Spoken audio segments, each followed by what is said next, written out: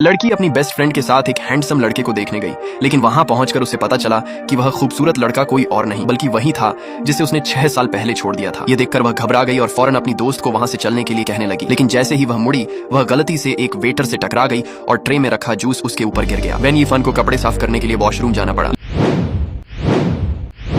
लेकिन जब वह बाहर निकली तो उसने देखा कि उसका पहला प्यार दरवाजे के बाहर खड़ा है। 6 साल बाद आमने सामने आए ये पुराने प्रेमी कुछ पल के लिए खामोश रह गए। यीफान ने झिझकते हुए हेलो कहा, लेकिन सांग यान ने उसे ठंडी नजरों से देखा, मानो वह उससे बात ही नहीं करना चाहता। शर्मिंदगी में डूबी यीफान वहां से जाने लगी। तभी सांग यान ने उसे आवाज दी और अपनी जैकेट उसकी तरफ बढ़ा दी। फिर उसने खुद को बार का मालिक बताते हुए ऐसा व्यवहार किया जैसे वह वैन यीफान को पहचानता ही न हो। रेस्टोरेंट की गलती की भरपाई करने के लिए उसने उस रात का पूरा बिल खुद देने का फैसला किया। सांग यान का ठंडा रवैया देखकर यीफान को लगा कि शायद वह उसे पहचान ही नहीं पाया। जैसे ही सांग यान जाने के लिए मुड़ा, वैन यीफान ने जानबूझकर कहा कि शायद उसने उसे किसी और समझ लिया था, खास तौर पर बार के सबसे मशहूर होस्ट के रूप में। ये सुनकर सांग यान ने सीधे जवाब दिया कि उसका बार एक सम्मानजनक बार और रेस्टोरेंट है, लेकिन उसे दोबारा देखने की उम्मीद में उसने टॉप होस्ट होने का बहाना बनाकर अपनी जैकेट उसके पास ही छोड़ दी ताकि वह उसे याद रखे। इससे पहले कि वैन यीफान कुछ कह पाती, वह लंबे कदमों से वहां से चला गया। लेकिन बार काउंटर पर लौटने के बाद भी उसकी नजरें बार बार उसी की तरफ उठ रही थी। वह उसके पास जाना चाहता था, लेकिन उसके पास कोई अच्छा बहाना नहीं था।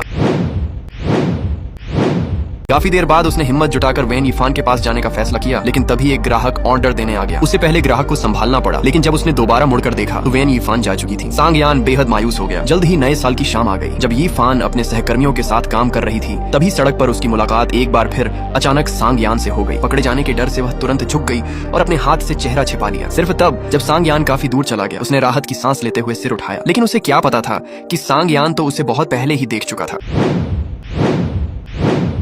लड़की सिर्फ नहाने जाना चाहती थी, लेकिन जैसे ही उसने दरवाजा खोला उसने अपने पड़ोसी को बाहर खड़ा पाया, जिसके चेहरे पर एक डरावनी मुस्कान थी। यकीनन उस आदमी की नीयत ठीक नहीं थी। खुशकिस्मती से दूसरे पड़ोसी वक्त पर आ गए और उसे वहां से खींच कर ले गए। वैन यीफान ने मौका पाकर पुलिस को फोन किया, लेकिन चूंकि उसके साथ कोई असली नुकसान नहीं हुआ था, इसलिए उस आदमी को ज्यादा से ज्यादा कुछ दिनों के लिए ही हिरासत में रखा जा सकता था। यीफान अब अपने किराए के घर में वापस जाने की हिम्मत नहीं कर पा रही थी, इसलिए उसने अपनी एक महिला सहकर्मी के साथ रहने का फैसला किया। हालांकि किराया ज्यादा था, लेकिन उसके लिए सुकून की नींद सबसे अहम थी। घर देखने के बाद उसकी सहकर्मी ने उसे डिनर पर चलने का न्योता दिया। उसे बिल्कुल अंदाजा नहीं था कि उसकी सहकर्मी का बॉयफ्रेंड दरअसल उसका पुराना हाई स्कूल का क्लासमेट था। जब वैन यीफान कार में बैठी तो उसके बगल में बैठे सांग यान ने अचानक अपनी जैकेट उठा ली। ये देखकर वह फौरन घबरा गई। उसे कभी उम्मीद नहीं थी कि वह उस शख्स से फिर मिलेगी जिसे उसने कभी बिना कुछ कहे छोड़ दिया था। रेस्तरां में बैठने के बाद वैन यीफान को पता चला कि आज सांग यान का जन्मदिन है और वह महज इत्तेफाक से इस जश्न में शामिल हो गई थी। वह समझदारी से वॉशरूम जाने का बहाना बनाकर उठ गई, जबकि अब भी सोच रही थी कि इस स्थिति को कैसे संभाले। लेकिन बाहर निकलते ही उसने देखा कि सांग यान पहले से ही दरवाजे पर खड़ा उसका इंतजार कर रहा था। काफी झिझकने के बाद उसने फिर भी उसे सलाम किया, लेकिन सांग यान अब भी उसके अचानक गायब हो जाने से नाराज था। जब वे दोनों वापस प्राइवेट रूम में लौटे तो यीफान को भी अजीब महसूस होने लगा, इसलिए उसने बहाना बनाया कि उसे जाना है। जब वह होटल के बाहर टैक्सी का इंतजार कर रही थी, तभी सांग यान भी पीछे से बाहर आ गया। उसने यह दिखावा किया कि उसे याद नहीं कि उसने अपनी कार कहां पार्क की है और वैन यीफान को साथ चलकर कार ढूंढने के लिए कहा। जब उन्हें पार्किंग में कार मिल गई तो वैन यीफान ने देखा कि अब इतनी देर हो चुकी थी कि टैक्सी मिलना मुश्किल था, इसलिए उसने झिझकते हुए पूछा कि क्या सांग यान उसे रास्ते में छोड़ सकता है, लेकिन उसने बेरुखी से मना कर दिया और कहा कि उसका रास्ता उधर नहीं है। वैन यीफान तुरंत मायूस हो गई और बिना पीछे देखे वहां से चलती, लेकिन जैसे ही वह टैक्सी न मिलने की चिंता कर रही थी, सांग यान अपनी कार लेकर उसके सामने आकर रुक गया। वैन यीफान एक पल के लिए हैरान रह गई, फिर उसने ठंडे लहजे में कहा, बैठ जाओ। वैन यीफान ने इनकार नहीं किया और चुपचाप कार में बैठ गई। सिर्फ इतना कहा कि उसे नजदीकी सबवे स्टेशन पर छोड़ दे, लेकिन सांग यान ने कहा कि वह कोई राइड शेयर ड्राइवर नहीं है और उसे सीधे उसके घर तक छोड़ आया। वह तुरंत वापस नहीं गया, बल्कि तब तक वहीं खड़ा रहा जब तक वह अपार्टमेंट कॉम्प्लेक्स के अंदर नहीं चली गई। उसे नहीं पता था कि उसकी यही फिक्र एक दिन वैन यीफान की जान बचाने वाली थी। जब वैन यीफान अपना सामान पैक करने के लिए साझा अपार्टमेंट में लौटी तो उसने पाया कि उसकी बिल्ली गायब थी और कुछ दिन पहले जिसने उसे परेशान किया था वह पड़ोसी जेल से छूट चुका था। तभी उन गुंडों ने एक बार फिर उस पर हमला करने की कोशिश की। हालात बिगड़ते देख उसने खुद को छुड़ाया और भागने लगी, लेकिन वे लोग लगातार उसका पीछा करते रहे। यह सब सांग यान ने देख लिया। उसने उसे अपने पीछे आने के लिए कहा, लेकिन वैन यीफान ने उसकी बात नहीं मानी। वह घबराहट में पास की एक गली में भाग गई, लेकिन जल्द ही उसे पता चला कि वह एक बंद गली थी। जब उसे लगा कि अब वह फंस चुकी है, तभी सांग यान दोबारा उसके सामने आ गया और जल्दी से उसे अपनी बाहों में खींच लिया। उसे सुरक्षित कार में बैठाने के बाद वह अकेला ही उन तीनों गुंडों का सामना करने के लिए आगे बढ़ गया। कार के अंदर बैठी यीफान डर से कांप रही थी। उसे समझ नहीं आ रहा था कि वह सांग यान की मदद कैसे करे। जब उसने उन आदमियों को गली की तरफ भागते देखा तो वह बेहद बेचैन हो गई। कुछ देर बाद सांग यान उन तीनों को दूसरी दिशा में ले गया, फिर जल्दी से वापस लौटा, कार में बैठा और वैन यीफान को लेकर वहां से निकल गया। पुलिस स्टेशन से बाहर आने के बाद सांग यान खुद को गुस्सा होने से रोक नहीं सका। वह समझ नहीं पा रहा था कि जब वह वहीं मौजूद था तब भी उसने उसकी बात क्यों नहीं मानी। वैन यीफान जिद पर अड़ी रही और बोली कि उसे डर था कि वह अकेला उन तीनों का सामना नहीं कर पाएगा। सांग यान उसकी बात सुनकर बिल्कुल खामोश रह गया। उसे घर छोड़ने के बाद यह सोचकर कि वह फिर से खतरे में पड़ सकती है, वह चुपचाप उसके पीछे पीछे चलता रहा। वह उसके दरवाजे तक गया और जब उसने देखा कि वह लड़की जिससे वह मोहब्बत करता था एक पुराने और तंग साझा अपार्टमेंट में 7-8 लोगों के साथ रह रही है और वहाँ कई अजनबी मर्द भी रहते हैं, तो उसके दिल में एक ऐसा दर्द उठा जिसे वह लफ्जों में बयान नहीं कर सकता था।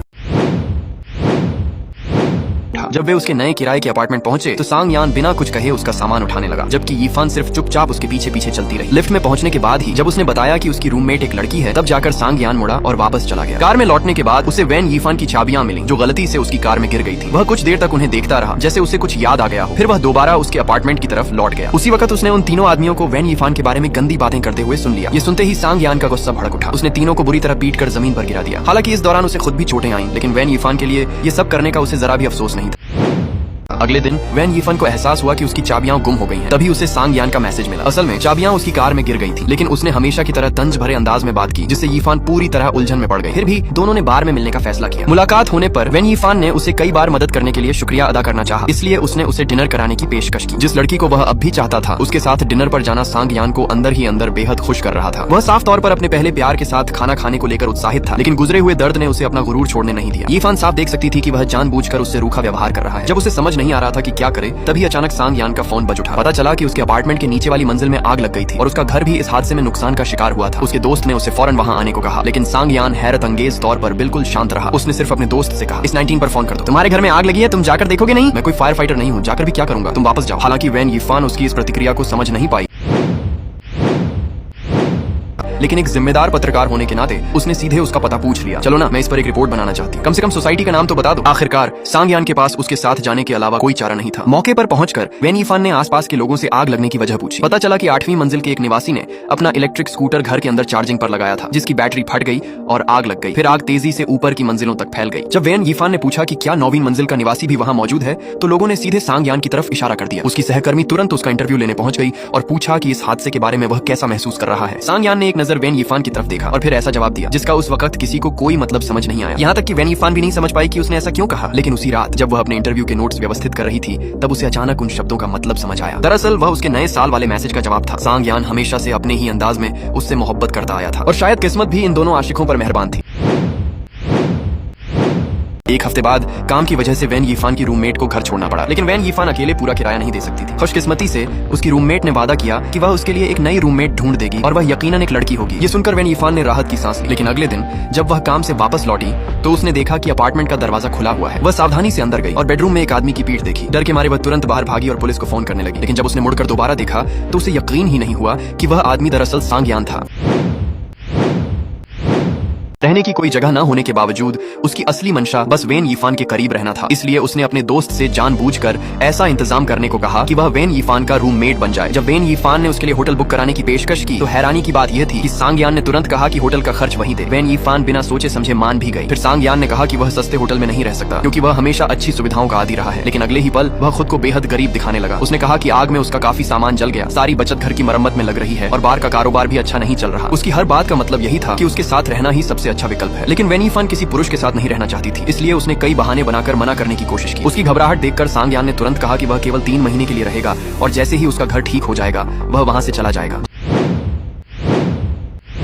जब वैन यीफान उसे मना नहीं कर पाई तो उसने कहा कि अंतिम फैसला वह अगले दिन बताएगी। लेकिन घबराहट में उसके मुंह से निकल गया, आज रात तुम मेरे साथ सो सकते हो। ये सुनकर सांग यान पूरी तरह चौंक गया। न जाने क्यों जब भी वह सांग यान से बात करती उसकी बातें उलझ जाती। शायद यही उसके दिल की सबसे सच्ची प्रतिक्रिया थी। लेकिन उस रात वह आश्चर्यजनक रूप से बहुत अच्छी नींद सोई। अगली सुबह उठने पर उसे कहीं भी सांग यान दिखाई नहीं दिया। उसका सामान और चाबियां भी वहीं पड़ी थी। तब उसे एहसास हुआ कि सांग यान रात को वहां रुका ही नहीं था। उसके मन में अजीब सी उलझन थी। एक तरफ उसे डर था कि सांग यान जिद करके उसके साथ रहने लगेगा, दूसरी तरफ उसे याद आ रहा था कि कैसे उसने उसकी रक्षा के लिए 3 लोगों से अकेले लड़ाई की थी। आखिरकार उसने खुद ही सांग यान को घर बुलाने का फैसला किया। उस शाम वैन यीफान जल्दी जल्दी घर पहुंची, लेकिन सांग यान अभी तक नहीं आया था। नहाने के बाद भी जब वह नहीं आया तो उसे लगा कि शायद वह बहुत कैजुअल कपड़ों में है, इसलिए उसने दोबारा कपड़े बदले और खुद को थोड़ा संवारा। काफी देर बाद सांग यान आखिरकार आया। बाहर से वह हमेशा की तरह उदासीन दिख रहा था, लेकिन अंदर से वह बेहद घबराया हुआ था। जब वैन यीफान ने आखिरकार उसे अपने साथ रहने की अनुमति दी, तभी जाकर सांग यान ने राहत की सांस।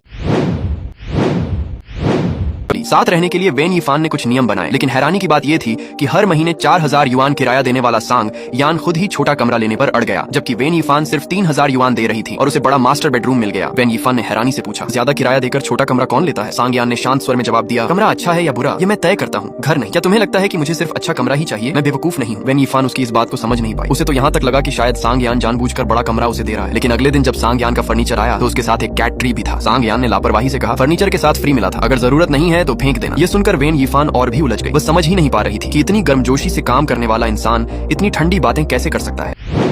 शांग लांग को इस बात का पता चला तो उसने गुस्से में सांग यान से पूछा कि क्या उसे पहले से मालूम था कि उसका रूममेट वेन यीफान होगी। सांग यान ने बिना कुछ छुपाए सीधा जवाब दिया हाँ। शांग लांग को उम्मीद नहीं थी कि वह इतनी साफगोई से यह बात मान लेगा। डिनर के दौरान अपने प्रतिद्वंद्वी को वेन यीफान का ख्याल रखते हुए देखकर सांग यान के दिल में चुपचाप टीस उठती रही। खाने के बाद सब लोग सांग यान के बार में चले गए। वहाँ वेन यीफान और सांग यान के बीच की अजीब सी दूरी देखकर एक दोस्त ने सुझाव दिया कि वेन यीफान अपनी सीट बदलकर शांग लांग के पास बैठ जाए, लेकिन वेन यीफान ने किसी तरह की परेशानी नहीं पैदा करना चाही, इसीलिए उसने इनकार कर दिया। उसी वक्त सांग यान ने अपने एक कर्मचारी से ड्रिंक्स मंगवाई और सू हाओवान ने माहौल बनाने के लिए ट्रुथ ऑनर डेयर खेलने का सुझाव दिया। सबसे पहले वेन यीफान हार गई। उसे वहां मौजूद हर शख्स की एक अच्छी बात बताने को कहा गया, लेकिन जब बारी सांग यान की आई तो वह झिझक गई। खेल आगे बढ़ता रहा। सांग यान अपने प्रतिद्वंद्वी से मुकाबला करते हुए एक तरफ वेन यीफान की हिफाजत भी करता रहा। फिर शांग लांग ने कहा कि उसकी जिंदगी का सबसे बड़ा अफसोस ये है कि उसने विदेश में पढ़ाई करने का फैसला किया, जिसकी वजह से वह वेन यीफान के साथ एक ही यूनिवर्सिटी में नहीं जा सका। यह सुनते ही सांग यान का चेहरा एकदम उतर गया। उसे लगा कि वेन यीफान ने उसे छोड़कर शांग लांग को चुन लिया था। उस पल उसे ऐसा महसूस हुआ जैसे किसी ने उसके दिल में छुरा घोंप दिया।